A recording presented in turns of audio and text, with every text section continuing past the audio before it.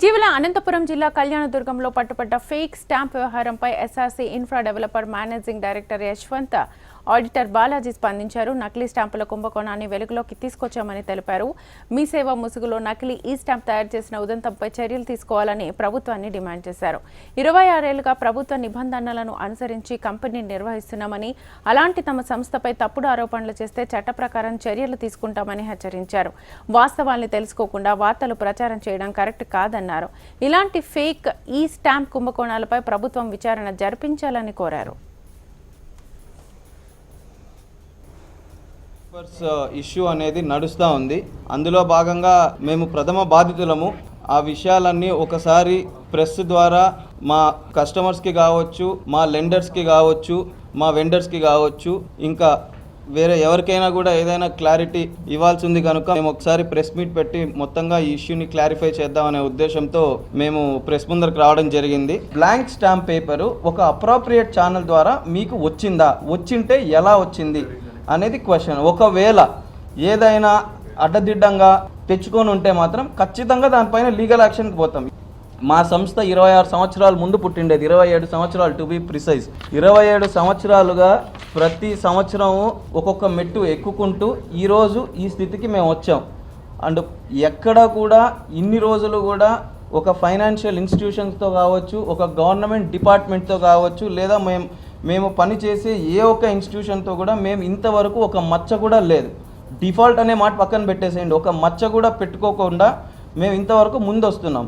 ఈ విషయం బయటికి తీసుకొచ్చిండేది ఎస్ఆర్సీ ఇన్ఫ్రా డెవలపర్స్ సంస్థ. ఇక్కడ మీరు గుర్తు పెట్టుకోవాల్సిండేది, మేము దీన్ని బయటికి లాగాం కాబట్టి రేపు పొద్దున జరగబోయే ఎంతో ఘోరాన్ని ఆపాము.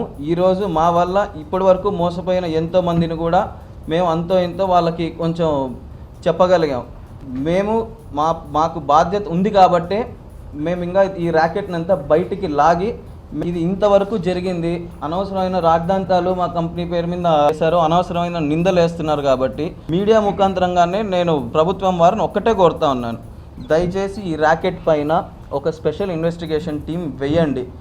ఒక వ్యక్తి ఒక ఊర్లో ఇంత చేయగలిగినాడు అంటే మన రాష్ట్రంలో ఇలాంటి వాళ్ళు ఇంకా ఎంతమంది ఉండిండొచ్చు, ఎంతమంది చేస్తూ ఉండొచ్చు. ఇది ఒకవేళ సిస్టంలో ఉండే లూప్ హోల్ని ఏదైనా కనుక్కొని వాళ్ళు ఇలా చేయడం మొదలు పెట్టారు అంటే డెఫినెట్గా ఇది ఒక్కరితో అయితే ఆగుండదు. ఖచ్చితంగా దీని వెనకాల పెద్ద రాకెట్టే ఉంటుంది. అండ్ దీని వెనకాల ఉండి నడిపించే వాళ్ళు కూడా ఎవరైనా ఉన్నారా అనేది కూడా ఒక స్పెషల్ ఇన్వెస్టిగేషన్ టీం వేసి ప్రభుత్వం వారు దీన్ని ఖచ్చితంగా కట్టడి చేయాలనేసి నేను ప్రాధాయపడుతున్నాను. నిజంగా ₹1,00,000 మేము ఎగ్గొడితే ₹1,00,000 వాడికి ఆ రోజున మేము ఎందుకు పే చేస్తాం, అది కూడా బ్యాంకు ద్వారా.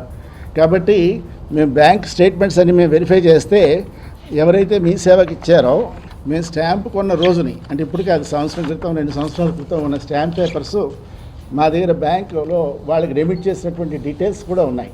ఒకవేళ మేమే ఫ్రాడ్ చేయాలనుకుంటే వాళ్ళకి ఎందుకు మేము పేమెంట్స్ చేస్తాం, పేమెంట్ చేయం. కాబట్టి ఇది ఏంటంటే ఒక రకమైన యాదృశ్చికంగా మాకు ఈ విషయం తెలిసింది. ఆ స్టాంప్ పేపర్స్ చూసినట్లయితే ఎవరికి అనుమానం రాదు అది ఫేక్ స్టాంప్ పేపర్ అని. అంత జాగ్రత్తగా వాళ్ళు చేశారు. అనుకోకుండా ఏంటంటే ఆడిట్ సందర్భంగా అది మాట్లాడుకుంటూ అక్కడ స్టాంప్ పేపర్ ఉంటే ఒక ఆయన ఫోన్ తీసి క్యూఆర్ కోడ్ కొట్టి ఇలా చూస్తే ₹100 కనబడింది ₹1,00,000 మీద. అది చూస్తే కొంచెం అనుమానం వచ్చిందనమాట. తప్పు చేసామని చూసి మళ్ళీ అదే నెంబర్ కొట్టి స్టాక్ హోల్డింగ్ కార్పొరేషన్కి వెళ్తే అది ₹100 ఉంది. దాని మీదేమో మా హైపోథికేషన్ డాక్యుమెంట్ ఉంది.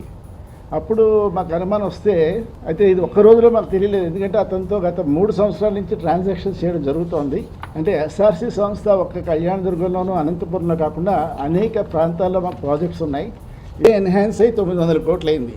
ఎస్ఆర్సీఐడిపిఎల్ అనేది 26 సంవత్సరాల క్రితం పెట్టిన సంస్థ, ఇవాళ పెట్టింది కాదు. అది అనేక వర్క్స్ చేసుకుంటూ వాళ్ళ టర్న్ ఓవర్ పెంచుకుంటున్నప్పుడు బ్యాంకు అవన్నీ అప్రైజ్ చేసి లిమిట్స్ ఎన్హాన్స్ చేస్తారు.